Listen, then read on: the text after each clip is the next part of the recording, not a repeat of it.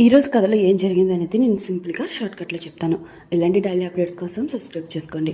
Dheeraj car కొంటాడు కదా, ఇక కార్ వస్తుంది, అందరినీ కూడా పిలుస్తాడు. ఇక నర్మద వాళ్ళ హస్బెండ్ మాత్రం నువ్వు కారు కొంటే మాకేంట్రా అని అంటూ ఉంటాడు. ఏంట్రా ఇలాంటి సమయంలో కూడా ఎలా అంటావు అని తనని చేపట్టుకొని తీసుకెళ్తాడు.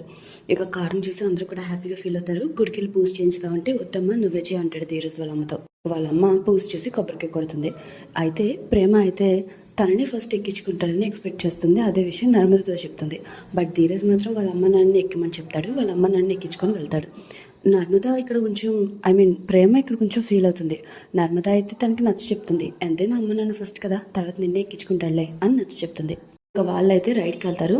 ఇక దారిలో అందరికీ వాళ్ళ అమ్మ వాళ్ళ కొడుకు కారు కొన్నాడని, ట్రావెల్స్ మొదలు పెడుతున్నాడని చెప్తూ ఉంటుంది. వీళ్ళు చాలా హ్యాపీగా ఉంటారు. సరే ఇంటికి పద, అందరిని ఎక్కించుకొని ఎక్కడికైనా ట్రిప్కి వెళ్దామని చెప్పేసి వాళ్ళ నాన్న అంటాడు. సరే అని నీరజ్ ఇంటికి కారు తీసుకెళ్తాడు. కారు ఆపిన వెంటనే అక్కడికి హడావిడిగా కొన్ని డబ్బులు అవన్నీ కూడా వస్తూ ఉంటాయి ఒక ఊరేగింపులాగా.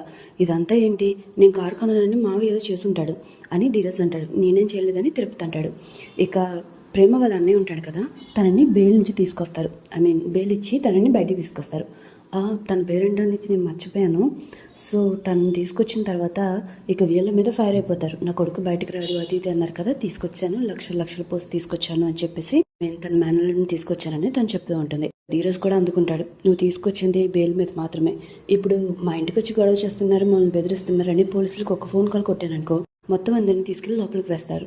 సో నోరు మూసుకుని ఇంట్లోకి వెళ్తారా లేకపోతే అత్తారింటికి వెళ్తారా అని ధీరజ్ అంటాడు. ఇక వాళ్ళు కూడా చేసేది లేక సిచ్యువేషన్ అర్థం చేసుకొని సైలెంట్గా లోపలికి వెళ్ళిపోతారు. బట్ ప్రేమ వాళ్ళ అన్నకైతే చాలా కోపం వస్తుంది. ఎలాగైనా సరే ధీరజ్ మీద, ఇంకా ధీరజ్ వాళ్ళ చెల్లి మీద ఎలాగైనా పగ తీర్చుకుంటానని లోపలికి వెళ్ళిపోతాడు. ఇక ఏం చేయాలని వీళ్ళు కూడా ఆలోచిస్తారు. ధీరజ్ కార్ కొన్నాడు కదా, సో ఆ కార్ ఎలా కొన్నాడు ఏంటి అనేది ప్రేమ వాళ్ళతో ఆలోచిస్తూ ఎలాగైనా ధీరజ్ని దెబ్బతీయాలనుకుంటుంది. నెక్స్ట్ సీన్లో అయితే నైట్ అవుతుంది. ప్రేమ అయితే కొన్ని సాడ్ సాంగ్స్ పెట్టుకొని అలా ఆలోచిస్తూ ఉంటుంది. నర్మద వచ్చి ఏంటి ఇంత హెవీ సాంగ్స్ పెట్టుకున్నావు, ఏం జరిగిందో చెప్పు అని నర్మద అంటుంది. ప్రేమ అయితే కోపంగా అలాగే చూస్తూ ఉంటుంది. ఇక్కడితో అయితే ఈరోజు కథ కంప్లీట్ అవుతుంది. సో నెక్స్ట్ ఎపిసోడ్ కోసం సబ్స్క్రైబ్ చేసుకోండి. Thanks for watching.